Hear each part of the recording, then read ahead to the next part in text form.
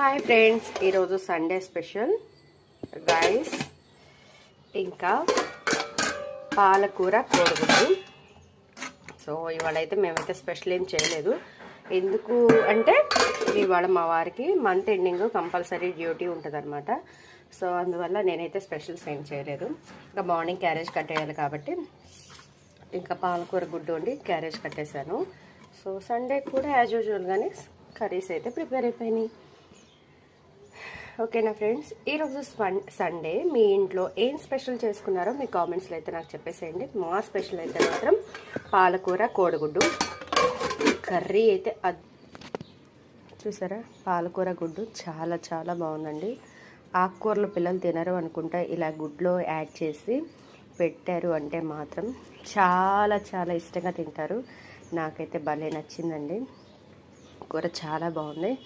ఇదైతే మాత్రం నేను నిన్న చేసిన బంగాళదుంప కర్రీ. సో మిగిలిన తప్పదు కదా, లేడీస్కి పారేలేము, అలా అని ఏదో కొంచెం కొంచెం పొదుపు అంతే.